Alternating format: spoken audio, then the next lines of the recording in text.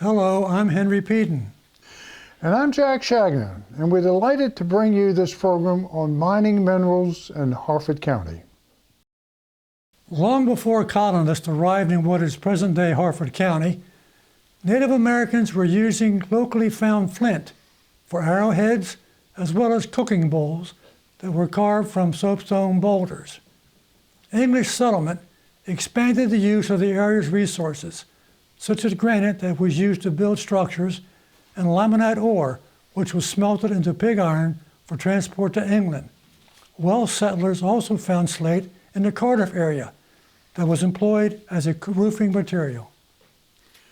Harford County is very fortunate to have Havre de Grace-born James Allen Poole, who in the mid-1980s heard from some old-timers their stories about Harford County mines.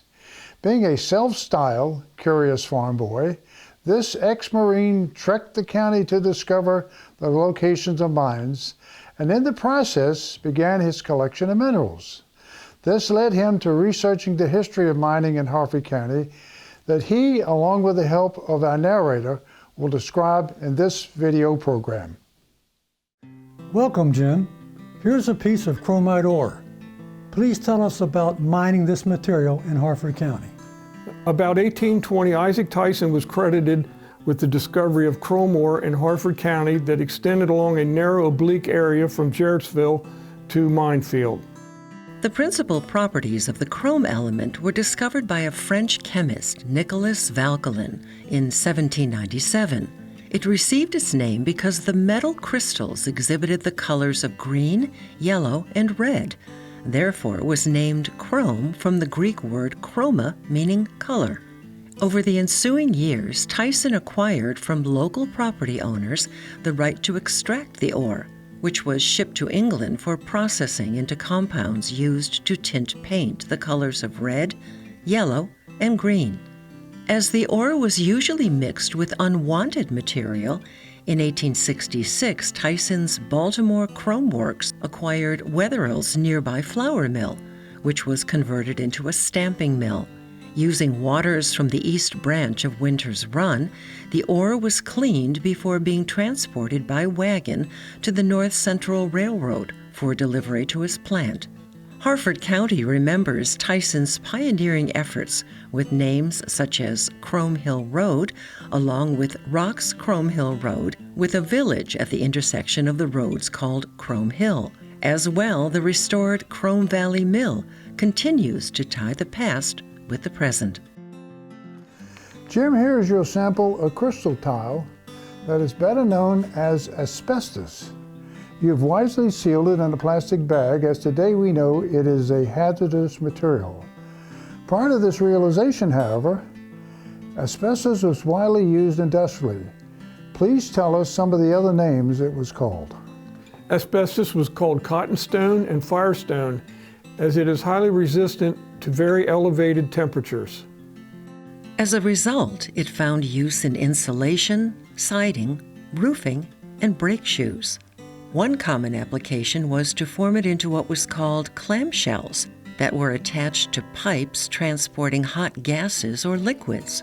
In Harford County, many decades ago, asbestos was mined in Cardiff, Pilesville, Cherry Hill, and Cooptown. Jim, clay is found throughout Harford County and was primarily used for making bricks, such as this one. What have you learned about local brick making? Locally, the earliest found bricks are from Baltimore County's first courthouse on Bush River that was called Baltimore Town, which was built in 1676. This area is now part of Aberdeen Proving Grounds. The mined clay in this area did not contain traces of iron. Therefore, when the molded bricks were fired, they remained white. Throughout most of the county, however, iron was present in most clay deposits. Thus, fired bricks turned red, such as those found in the Rumsey Mansion in Joppa. The Stansbury Mansion in Eden Mill, with its adjacent privy, is an example of a brick country home made with locally mined clay. In 1910, the Harford Vitrified Brick Company took over a brick manufactory in Cambria and produced oversized bricks combining the clay with ground slate. Such bricks found use in silos and other agricultural applications. Jim, here's a piece of feldspar. How important was the mining of feldspar in Harford County? While this mineral is found in many products we use, including aluminum, feldspar makes up 60% of the Earth's crust, but the county's contribution was very minimal. There was only one small quarry about 2 miles northwest of Castleton that was operated by H. Clay Whiteford. In 1909 and again in 1917, he shipped a few carloads of feldspar on the Ma and Pa Railroad, but the operation did not prove to be economically viable. Aluminum derived from feldspar is used for sealing products, producing beverage cans, and in lightweight structural applications. In manufacturing, feldspar is employed to reduce the melting point of glass, thus saving energy, and for molding tiles used in bathrooms and flooring. The mineral flint is found in the northeastern part of the county. What can you tell us about some of its various uses? Many individuals associate flint with arrowheads that were left behind by Native Americans who also used flint as knives, spear points, and as a scraper. Such items were found in the Cherry Hill Road area and along the Susquehanna River. Before arriving in America, the colonists were already familiar with flint, as when a chip was broken off, it produced a spark that was used to ignite gunpowder that fired a pistol or rifle. These foregoing applications, however, only scratched the surface for the primary use of Harford County flint, as it was ground into a powder called flour and shipped to pottery manufacturers who used it as a binding agent in making whiteware such as teapots, flower vases, bowls, and dishes. Historian Samuel Mason described the process. The flint was quarried from a bank or mined in a pit where the colored parts were discarded. It was transported by wagon or barge to a kiln where it was mixed with cordwood and set on fire to burn throughout the night. The granular pieces of flint would drop through a grate to the bottom of the furnace. The next step was to grind the pieces into a powder, or so-called flour, which was done underwater as the dust was hazardous. After being ground to the desired particle size, the slurry was poured onto a steam-heated pad where the water was evaporated. The dried powder was then passed through a screen mesh of 200 wires per inch and shoveled into bags for delivery to a shipping point. Jim, when the word garnet is mentioned, we usually think of January's gemstone, but actually the mineral found many other uses. What were some of these? Garnet is a tough, very durable mineral just below diamond on the hardness scale. Therefore, it found use primarily as an abrasive, being superior to flint. It was found in Harford County, but it was not mined here. When cleaning surfaces with high-pressure air blasting, sand and walnut shells can often be used, but for difficult industrial jobs, 12-sided garnet crystals proved to be superior. Cutting steel and ceramic with high-pressure water jets is done with garnet, as the tough crystals can be recovered and reused. Sandpaper and emery cloth can both contain garnet when required by the application. It's also possible to use small particles of garnet to polish glass. For non-slip surfaces such as road aggregate and paint, garnet particles are used as a filler. Garnet is found in areas of rocks, Black Horse, and Madonna, but was never mined commercially. There are a number of stone structures in the county built with attractive James Run gneiss, mined from a quarry in the Churchville area. Can you tell us about this building material? Gneiss is a relatively coarse to medium-grained metamorphic rock that is rich in feldspar and quartz with traces of mica. All of these elements are found in Harford County.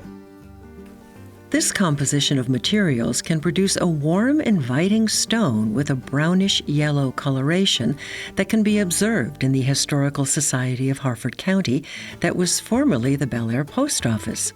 This building was originally erected in 1936 with stone obtained from the old Gatch Quarry on Calvary Road that today goes by the name of Martin Marietta, Churchville. According to a recent inquiry with a spokesperson at the quarry, this vein of stone had been depleted. For many years, granite has been used for foundations and as a building stone. What is believed to be the first use of granite in Harford County? In 1816, granite was mined in Port Deposit to construct the piers for the Maryland's first bridge across the Susquehanna River that connected Cecil County with Harford County. Just southeast of the bridge's Harford County terminus at Rock Run was the hamlet of Lapidum, a Latin name reflecting the location of a place of stone, which was also granite. A quarry adjacent to the north side of Herring Run was operating by 1816, and during the period of 1827 to 1838, about 70 men mined the stone blocks and slid them down an inclined plane towards the Susquehanna River, where they were loaded onto boats for shipment. During this same time frame, another granite quarry on the south side of Herring Run was being worked with a crew of 30 men. Some of this stone was transported on vessels to Virginia and used in the construction of Fortress Monroe, and also for riprap in the Hampton Roads area. The King and Queen seats in Rock State Park are steeped in legend about the nuptials of a Native American couple who sat atop this rocky precipice. In 1883, the Maryland Central Railroad, later the Mon Pa, passed through rocks, prompting the Maryland Granite Company to acquire the land, and in 1891 open a mine near the King and Queen seats. The workforce began blasting away the stone, which was loaded into a bucket and, via a steel cable stretching from the west bank to the east bank, it was transported across Deer Creek and loaded onto railroad cars. This operation was of particular interest to Jim Poole, as his grandfather operated the transport equipment. The mined stone was destined for a new project, which was later abandoned. Thus, the King and Queen seats have survived to this day. Pyrite, generally known as fool's gold, can be found in some Harford County quarries. Was it ever economically mined in the county? This ore with a golden luster is chemically iron sulfide, with the sulfur element providing the yellow-looking luster. It did not, however, contribute to the economy of Harford County. There are reports that Native Americans polished the ore for use as a mirror, and they also considered it to be a healing stone. As well, pyrite finds use in the paper-making industry, in sulfuric acid production, and as a fertilizer for improving crop yields. From a spiritual standpoint, pyrite has long been valued as a strong protection stone that shields the wearer from negative energy as well as environmental pollutants. Thus, this stone helps promote physical well-being. It's not a birthstone, though some believe that pyrite enhances strength of mind and willpower and can bring luck to the wearer. Here is one of your specimens of mined Harford County limestone. How did the early colonists use it? Actually, settlers in the county found piles of limestone oyster shells called middens along the banks of the Chesapeake Bay that had been left by hungry Native Americans. This source of lime was actually the first used. A principal treatment was to fire the oyster shells in a furnace, thereby producing a dry powder called quicklime that was mixed with sand and used as mortar in setting stone foundations and in laying bricks. Indeed, in some old structures, fragments of the oyster shells can still be seen. In 1723, it was recorded that the Maryland General Assembly directed that a prison be built at Joppa to be worked with good stone and lime. Quicklime was also mixed with water to produce a so-called paint used to whitewash structures, most notably kitchens. Limestone was important in the smelting of iron ore, as it functioned as a flux, absorbing impurities from the molten metal. Later, limestone quarries were discovered in Harford County along the western border with Baltimore County. This mined raw material was locally burned in kilns to produce quicklime that also found use in plaster, which was spread over thin strips of wooden laths in homes and buildings. The county's agricultural community used limestone granules to reduce the acidity of soil, as this increased the soil's nutrient to plants, facilitating growth and yield. In the 1900s, when the dairy industry was very active, ground limestone sold as barn grip was used on the feces-stained concrete barn floors to prevent cattle from slipping while brightening the appearance of the milking environment. Limestone kilns were built in the eastern part of the county along the Susquehanna and Tidewater canals. They received blocks of the raw material from quarries in Pennsylvania that were delivered by canal barges. Limestone is calcium carbonate and is found today in toothpaste, makeup, and in antacid tablets such as Tums. Jim, which of the numerous Harford County iron furnaces is most associated with using the ore limonite as its primary source for producing pig iron? While this ore was also used at a foundry in Havre de Grace, limonite is most identified with the Sarah Furnace, which is located on Furnace Road between Falston Road and Baldwin Mill Road along the upper west branch of Winter's Run. By 1858, Philip A. Small and Samuel Small of York, Pennsylvania, were the owners of a Harford County iron smelting operation, which was named Sarah Furnace in recognition of Philip's wife. It was superintended by A.P. McCombs, who was transporting pig iron by mule-pulled wagons to the Whitehall station on the Northern Central Railroad, which connected to the industrial areas of Baltimore and York. The limonite iron ore, often called bog iron, was mined from a nearby property at 50 cents per ton, which had been leased for a period of 99 years. This ore was excavated from a spring that is now located on the property of Ladue Topiary Gardens. Today, the mined-out, water-filled area appears as a pond serving as the headwaters of Yellow Branch. Sarah Furnace ceased operations in 1870, and little archaeological evidence remains of the small village that was once known as Furnace. In some cases, when examining ore samples from Harford County, small grains of mica have been seen. What else can you tell us about this? Sheets of mica known as isinglass have been extracted from county mines. The ore is called muscovite, as the mineral was first used in Moscow for window glass. If the name isinglass sounds familiar to old-timers, it may be from the 1943 Rodgers and Hammerstein musical Oklahoma and the song titled The Surrey with the Fringe on Top. A guy is courting his gal with a ride in a surrey and extolling its features such as, with isinglass curtains you can roll right down in case there's a change in the weather. The ore muscovite can be cleaved into very thin, somewhat flexible, transparent sheets that substitute for glass in high-temperature applications, such as household heating stoves and industrial furnaces. It has also found use in electronics as the dielectric in high-voltage capacitors. Several decades ago, variable mica capacitors were found in AM radios. Today, it lends a silkiness to wallpaper and luster to cosmetics, and is also employed as a release agent in tire manufacturing. In Harford County, muscovite has been found in the areas of Taylor, Hess, and Jarrettsville.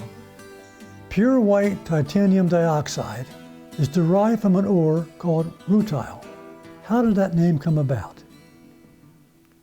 In Latin, the word rutilius means reddish, which is the color that is suggestive of rutile ore. It is also sometimes known as red shore.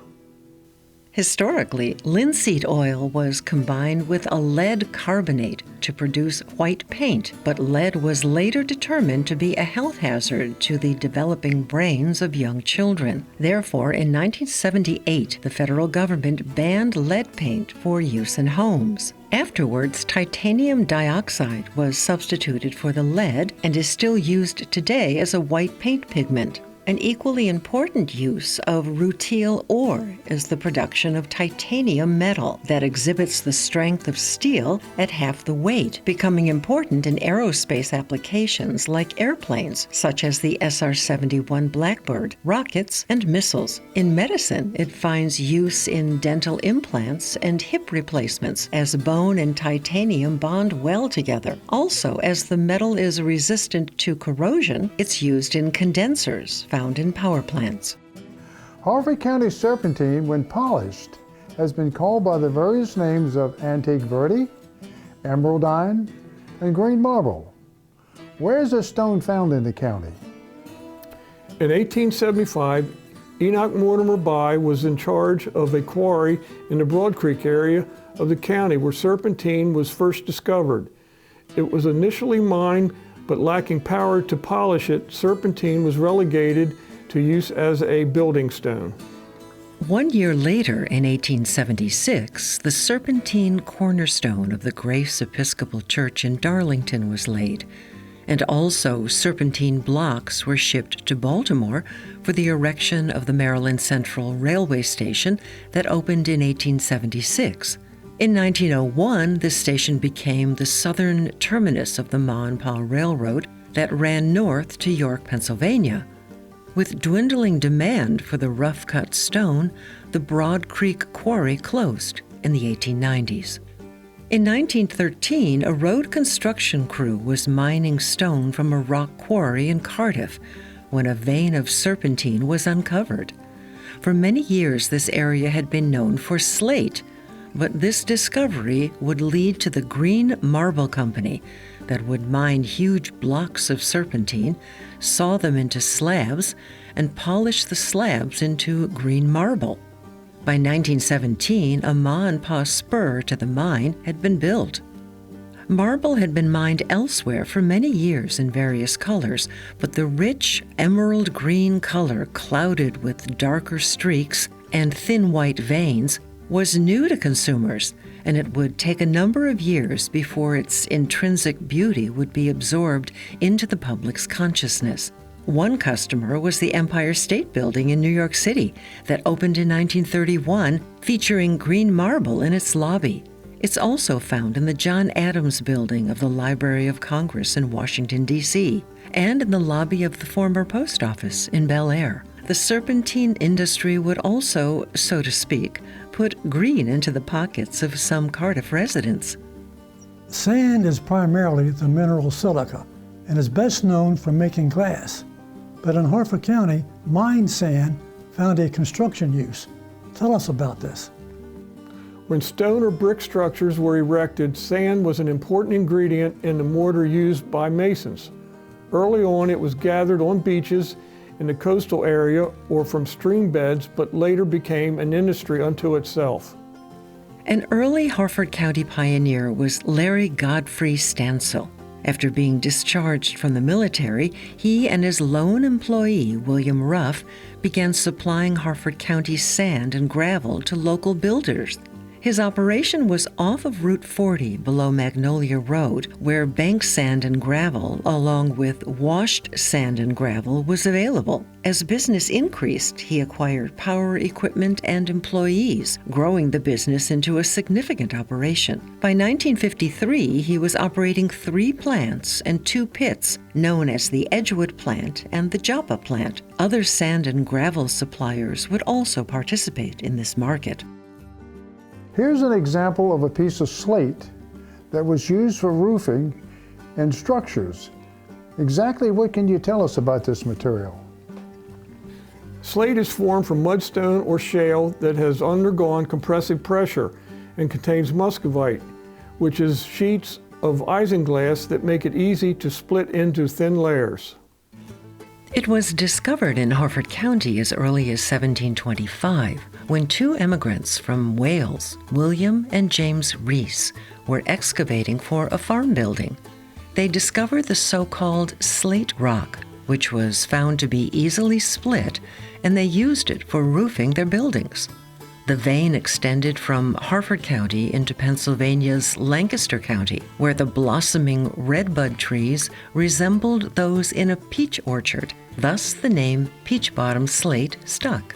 With poor roads in the area and slate being very heavy, it found use locally, since transportation costs limited it from becoming employed in a wider geographical area. This changed in 1840 with the completion of the Susquehanna and Tidewater canals that provided low-cost water access to Havre de Grace and slate delivery north and south via the railroad.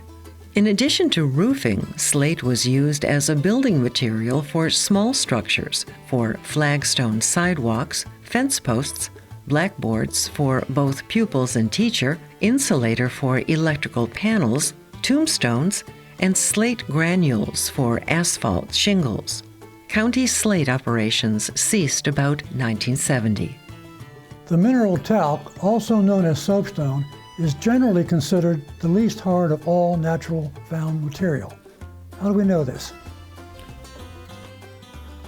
In 1812, German geologist Friedrich Mohs applied a test to 10 minerals where the harder one would create a visible scratch on the softer one. He assigned the hardness of talc as 1. And going up the scale, he determined that diamond was the hardest at a value of 1,500. In Harford County, it's known that Native Americans collected small soapstone boulders to carve bowls that were used in cooking. As well, handheld pipes were crafted for inhaling tobacco smoke, and soapstone beads were crafted for creating necklaces. Traditionally, household iron heating and cooking stoves were made from cast iron that posed a burn danger when touched, so soapstone stoves were made that effectively radiated heat but were much safer. When ground into a powder, the particles found use in lubricating bearings and also for medicinal use, as fine particles were infused with perfume and marketed as talcum powder. Because of its softness, soapstone was also cut into pencil-like rectangular strips, which were used for marking on products such as iron and steel. Today, one of the artistic uses of soapstone is in carving decorative objects, such as animal figures, that are polished into a fine luster. This practice is often associated with Native Americans living in northern Canada. Jim, Harford County owes you a great debt of gratitude for your many years of untiring work trekking the wooded hills and valleys in search of the area's many quarries and obtaining samples of the ores mined. Your efforts are very much appreciated. Thank you very much. Glad to do it. Furthermore, many thanks for sharing your collection and your extensive knowledge with Harford's heritage. You've certainly documented an important chapter in the county's rich history, which until now was almost forgotten. We thank you for your perseverance. You're welcome.